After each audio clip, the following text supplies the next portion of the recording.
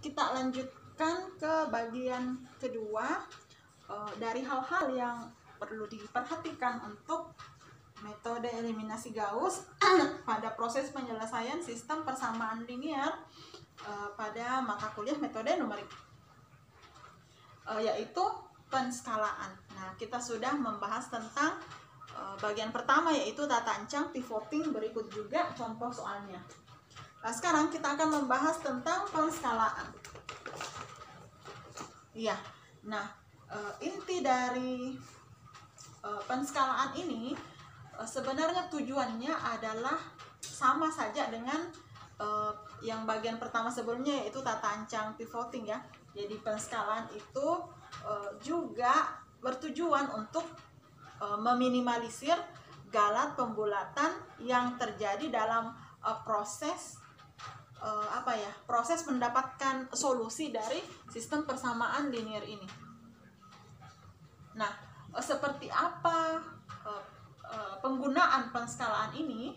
Ya, jadi penskalaan itu kita akan membagi.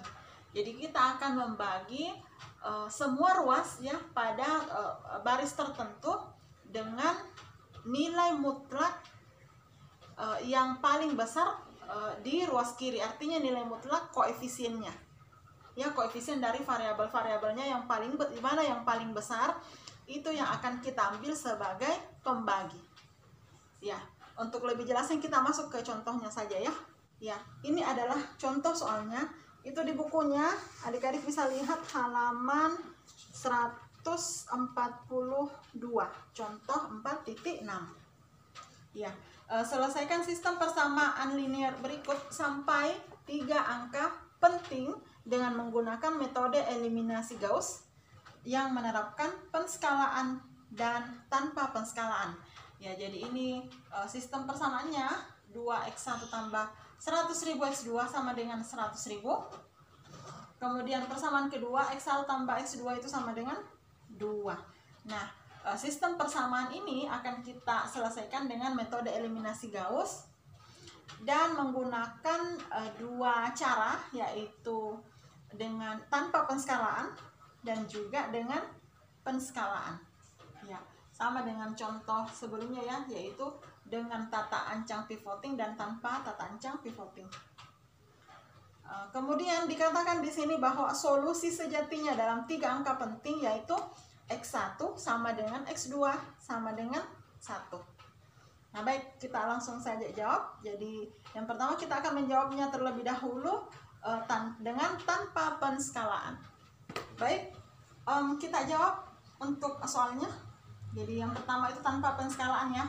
Nah, sistem persamaan ini kita masukkan dia dalam bentuk matriks.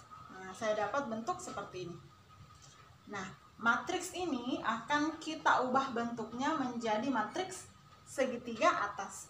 Ya, caranya kita akan menolkan yang ini. Oke? Nah, berarti kalau kita menolkan ini, berarti ini kita anggap sebagai pivot. Ya kan? 2 kita anggap sebagai elemen pivotnya.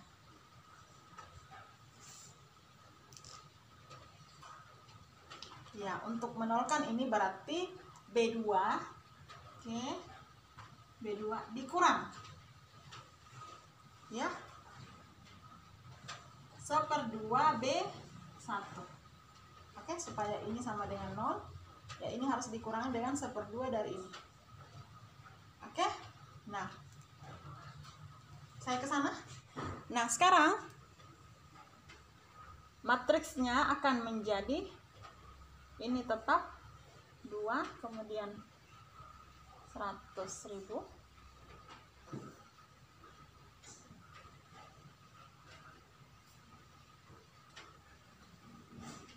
Kemudian ini tentu saja akan menjadi 0. Kemudian kita ke kolom kedua untuk baris kedua. Baik, saya ke atas untuk prosesnya. Iya, baris kedua berarti 1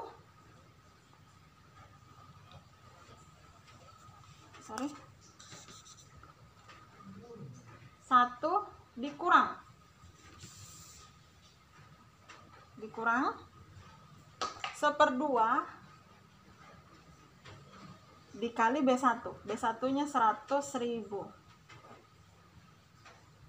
Oke. Nah, sekarang 1 dikurang 1/2 dari 100.000 berarti 50.000 ya. 50.000. Nah, 1 dikurang 50.000 berarti kita dapat min 49.999. Oke, nah ini ada 5 angka penting. Oke, sementara di soalnya disyaratkan hanya 3 angka penting. Baik, jadi yang kita lakukan adalah kita akan bulatkan dia ke atas. Nah, kita bulatkan dia ke atas berarti kita dapat kembali min Nah, kita akan dapatkan dia min 50.000. Ini enggak kentara. Iya. Ini min 50.000. Oke, berarti di sini min 50.000. Nah, sekarang untuk kolom, saya nggak bisa bilangnya. Ini baris kedua untuk konstantanya. Berarti baris kedua berarti 2. Iya, dikurang 1/2 kali 100.000. Berarti 2 dikurang 50.000. Iya, berarti kita dapat min 49.998. Oke, nah ini juga 5 angka penting sehingga kita juga akan membulatkan dia ke atas. Berarti kita akan dapatkan min 50.000. Berarti di sini min 50.000. Oke. Nah, kita sudah mendapatkan matriks segitiga atas. Berarti kita tinggal melakukan penyulihan mundur. Nah, untuk penyulihan mundur berarti kita mulai dari bawah. Ya. Berarti min 50.000 X2 sama dengan min 50.000. Oke. Berarti kita dapatkan X2 itu sama dengan 1,00.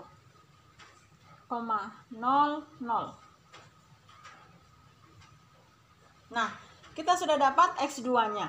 Berarti kita akan menentukan atau mencari X1-nya. Saya di bawah.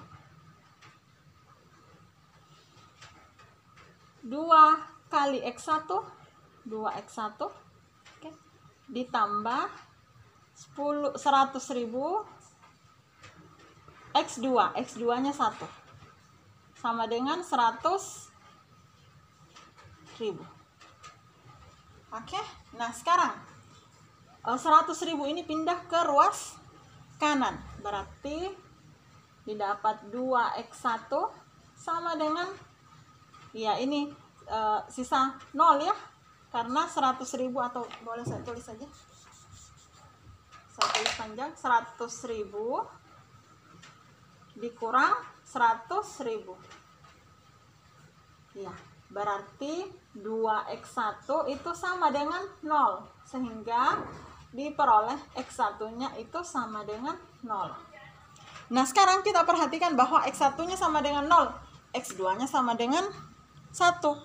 Iya, sementara kita tahu ya telah dikatakan di soal bahwa solusi sejatinya itu baik X1 maupun X2-nya itu sama-sama bernilai 1. Iya, sehingga kita katakan bahwa nilai yang kita peroleh itu jauh dari solusi sejatinya. Oke? Nah, bagaimana jika sistem persamaan ini kita selesaikan dengan penskalaan?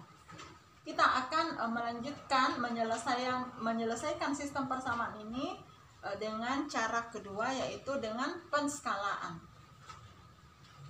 Nah, sebelumnya saya sampaikannya bahwa penskalaan itu kita lakukan jika terjadi perbedaan koefisien yang sangat besar pada variabel-variabel yang terlibat di dalamnya.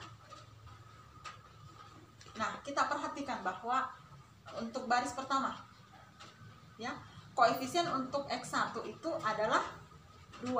Sementara koefisien untuk X2 adalah 100.000. Ya, jadi antara 2 dengan 100.000 itu terjadi perbedaan yang cukup mencolok. Sehingga langkah terbaik yang bisa kita lakukan adalah melakukan penskalaan dalam proses penyelesaiannya. Iya, inti dari penskalaan ini ya bahwa kita akan membagi masing-masing ruas dengan nilai mutlak koefisien yang paling besar pada ruas kiri. Ini ruas kirinya. Jadi misalnya ya, untuk baris kedua ada 2 koefisien yang terlibat, yaitu 2 dengan 100.000. Nah, antara 2 dengan 100.000, kalau kita masing-masing mencari nilai mutlaknya, mana yang paling besar? Tentu 100.000 ya. Sehingga untuk baris pertama ini kita akan bagi dengan 100.000. Oke, jadi saya langsung masukkan dalam bentuk matriks. Iya, 2 dibagi 100.000 berarti kita dapat 0,00002. Oke, jadi kalau ini dikali 100.000, 1, 2, 3, 4, 5. Oke. Nah, sekarang 100.000 dibagi 100.000, ya tentu 1 ya. Sama juga dengan ini, 1. Sekarang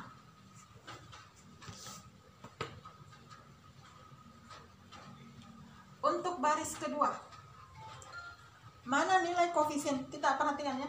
Untuk koefisien X1 itu untuk variabel X1 itu koefisiennya adalah 1, dan untuk variabel X2 koefisiennya adalah juga 1. Sehingga masing-masing maksud saya semua ruas pada persamaan kedua ini kita bagi dengan 1, karena 1 itu adalah nilai mutlak yang paling besar dari koefisien yang terdapat pada persamaan kedua. Oke, berarti ini tetap 1, kemudian di sininya 1 dan di sini 2. Nah, sekarang ya, kita akan lakukan operasi baris elementer untuk mengubah matriks ini menjadi matriks segitiga atas. Oke. Nah, baik. Berarti ini akan menjadi pivot kita. Oke. Masih ingat ya untuk tata ancang pivoting ya. Jadi kita lihat bahwa di sini ada perbedaan yang cukup besar juga untuk nilai-nilai pada baris pertama dan baris kedua pada kolom pertama, pada kolom pivot ya. Nah, sehingga untuk meminimalisir galat pembulatan, jadi kita juga akan menerapkan tata ancang pivoting ya, sehingga kita akan pertukarkan dia. Oke. Kita akan pertukarkan baris 1 dengan baris kedua. Ya, jadi ini bukan hanya penskalaan yang diterapkan di sini ya, tapi juga tata ancang pivoting.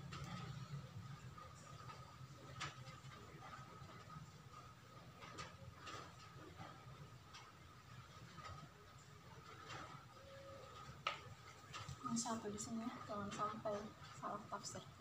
Di sini 0,00002, kemudian 1 dan 1.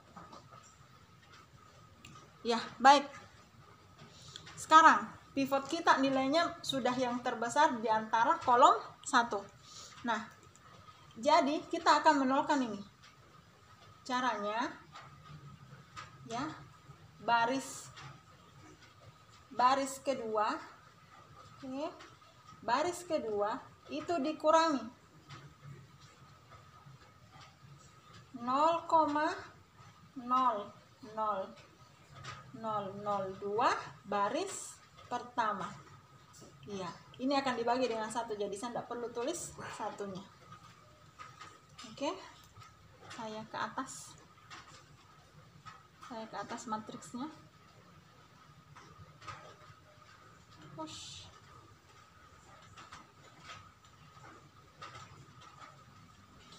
Satu tetap, kemudian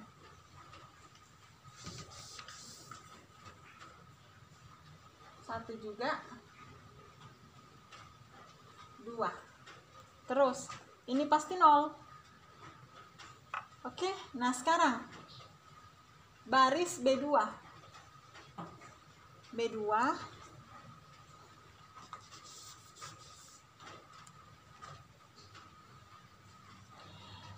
itu berarti 1 dikurang 0,0002 dikali 1. Ya, saya tulis di sini. B2 berarti 1 dikurang 0,0002 dikali 1. Oke, sehingga kita akan dapat di sini nilainya 0,9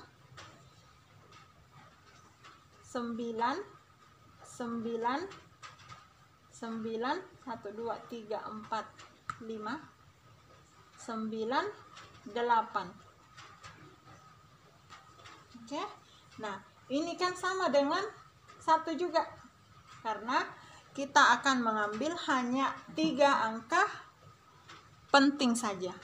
Ini jelas, bentar aja, saya hapus dulu. Terus di sini paling di 0,99998. Oke, nah ini ada 5 angka penting, sementara kita hanya akan mengambil 3 angka penting saja. Berarti ini akan kita bulatkan ke atas.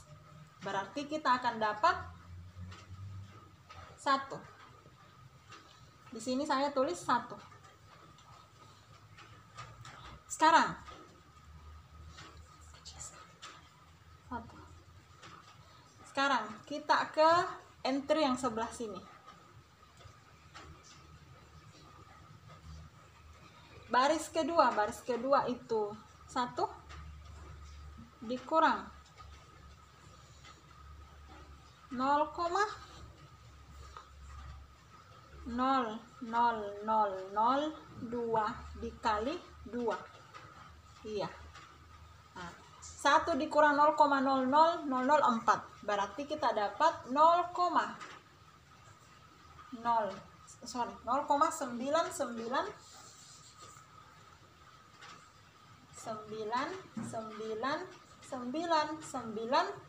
Nah, ini juga 5 angka penting, sehingga kita juga akan melakukan pembulatan ke atas, sehingga ini sama saja dengan 1. Oke, di sini saya tulis 1.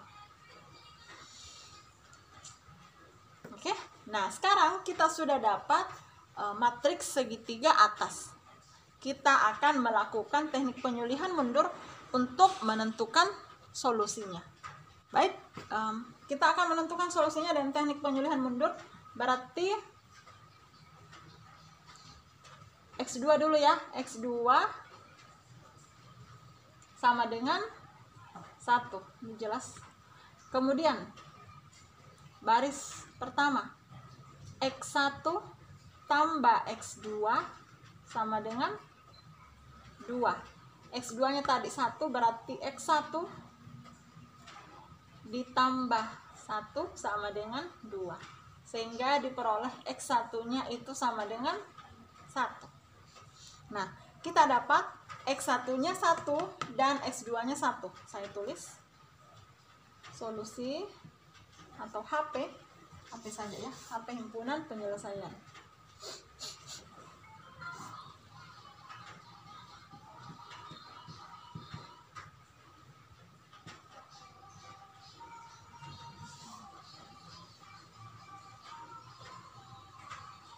Satu koma satu transpos.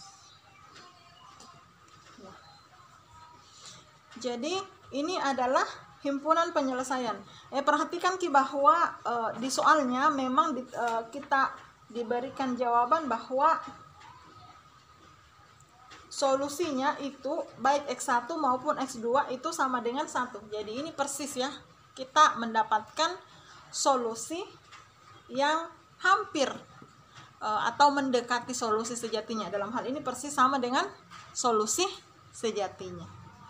Baik adik-adik, kita lanjutkan materinya. Masih tentang metode eliminasi Gauss. Ya. Nah, kita ketahui bersama ya bahwa sistem persamaan linear itu tidak selalu memiliki solusi. Kadang-kadang juga tidak ada solusinya. Kadang-kadang juga solusinya banyak. Ya kan? Nah, ingat kembali bahwa SPL itu ya memiliki beberapa kemungkinan. Entah solusinya tunggal kah, ataukah solusinya banyak kah, ataukah bahkan tidak mempunyai solusi. Nah, ini kalau sistem persamaan itu memiliki solusi tunggal, ya mungkin akan mudah ya. Jadi kalau misalnya SPL-nya kita masukkan dalam bentuk matriks, oke, untuk kita jadikan matriks segitiga atas yang mudah saja kalau SPL itu memiliki solusi tunggal. Nah, bagaimana kalau SPL itu memiliki solusi banyak atau bahkan tidak memiliki solusi? Nah, bagaimana bentuk matriks segitiga atasnya? Ya kan? Nah, perlu saya ingatkan kembali ya bahwa ciri-cirinya, ciri-ciri SPL itu memiliki solusi banyak. Oke, kalau SPL itu artinya kalau persamaan ada dua persamaan yang merupakan kelipatan satu dengan yang lainnya. Oke, dalam arti kalau kita gambarkan dalam koordinat, sumbu koordinat ya, dua garisnya akan saling berhimpit. Digambarkan secara geometri, SPL yang mempunyai solusi tunggal, ya anggap saja saya ambil contoh SPL-DV, sistem persamaan linear dua variabel. Kalau dua variabel itu berarti idealnya dua persamaan. Oke. Dua persamaan berarti ada dua garis. Ya, misalkan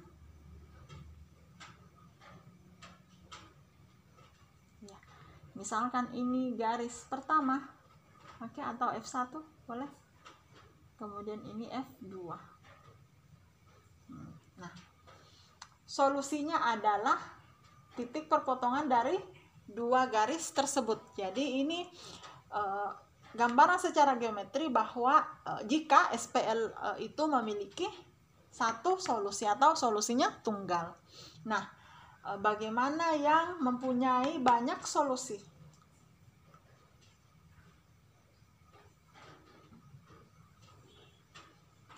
Nah, untuk yang mempunyai banyak solusi berarti garisnya, dua garis itu berhimpit.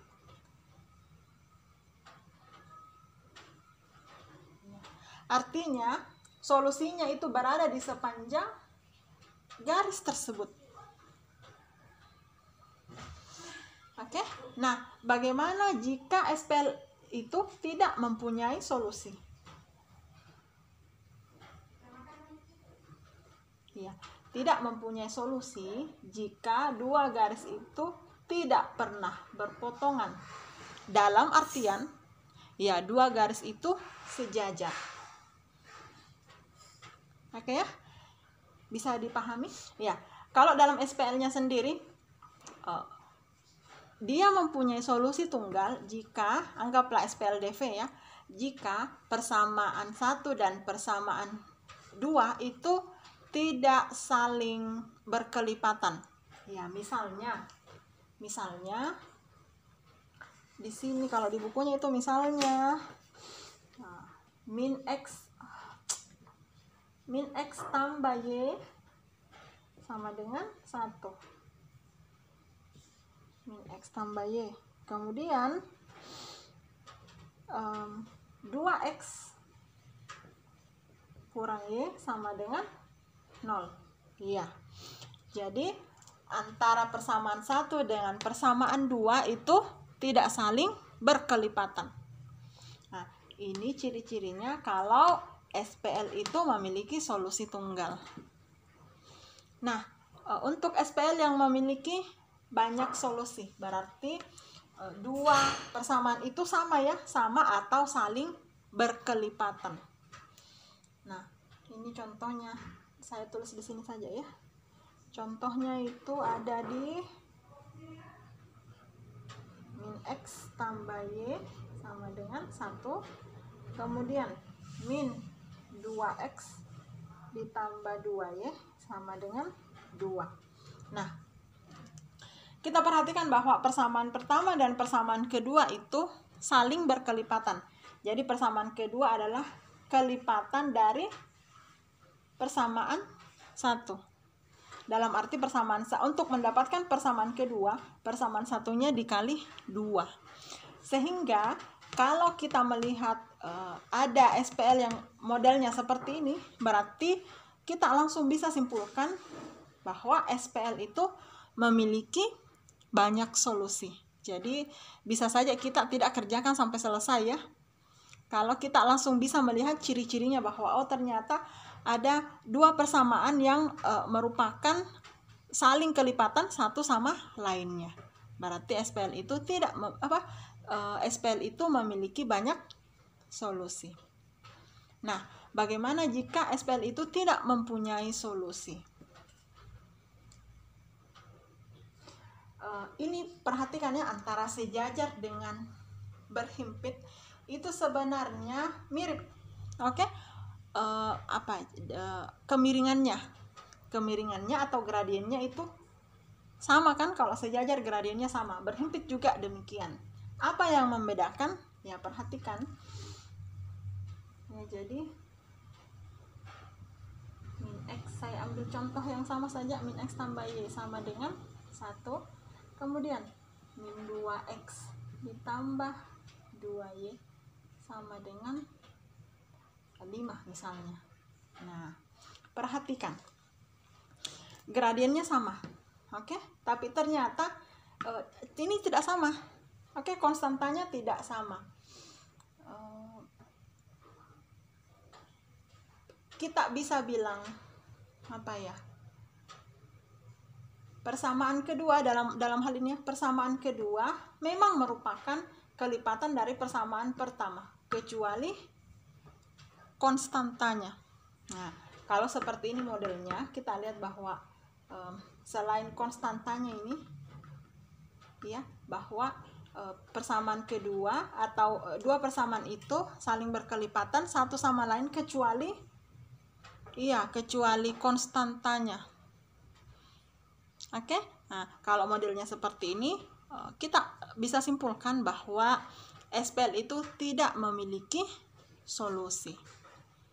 Nah, bagaimana jika dikaitkan dengan matriks? Oke, kan untuk menyelesaikan metode eliminasi Gauss itu kita menggunakan matriks, dan matriks itu kita berusaha jadikan matriks segitiga atas. Nah, bagaimana ciri-ciri apa yang bisa kita lihat jika SPL itu memiliki solusi tunggal, mempunyai banyak solusi dan tidak mempunyai solusi? Baik adik-adik, ini saya mengambil contoh yang sama tadi. Nah, seperti apa bentuk matriksnya kalau SPL, matriks segitiga atasnya kalau SPL itu mempunyai solusi tunggal? Ya, kita sudah menyelesaikan 2 soal yang kebetulan memiliki solusi tunggal ya. Berarti matriksnya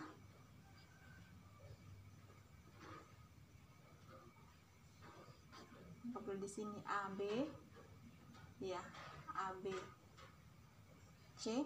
Oke, di sini adalah 0 D E. Ya. Kalau matriks segitiga atasnya setelah kita lakukan OBE, kita dapat matriks segitiga atasnya bentuknya seperti ini. Jadi ada semua nilainya. Oke, berarti kita simpulkan ya, SPL itu mempunyai solusi tunggal. Berarti ini ada solusinya dan tunggal. Oke. Nah, sekarang bagaimana jika bentuk matriks segitiga atasnya jika SPL itu mempunyai banyak solusi?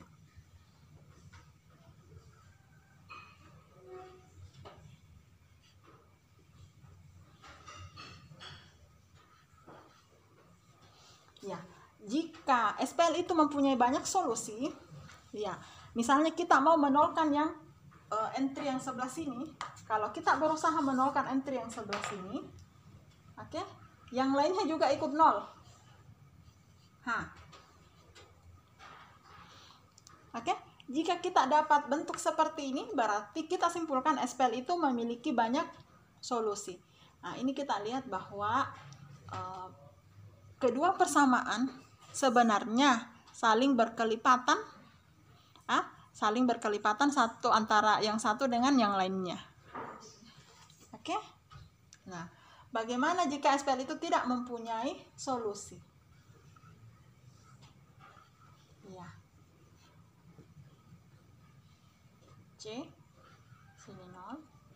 Nah, di sini E. Oke. Jika tidak mempunyai solusi, ya, maka ketika kita mengubahnya dalam bentuk dalam matriks segitiga atas, ya.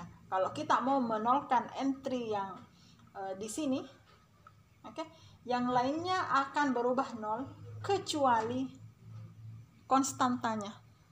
Oke, kecuali entry konstantanya. Jadi bisa dibedakan ya. Kalau betul-betul kita bisa dapatkan matriks segitiga atas, berarti solusinya tunggal. Kalau ada satu baris saja, satu saja baris yang 0, yang semua entry-entrynya 0, maka SPL itu mempunyai banyak solusi. Kalau matriks itu ada satu baris yang semuanya 0, kecuali entry konstantanya, maka kita simpulkan bahwa SPL itu tidak mempunyai solusi.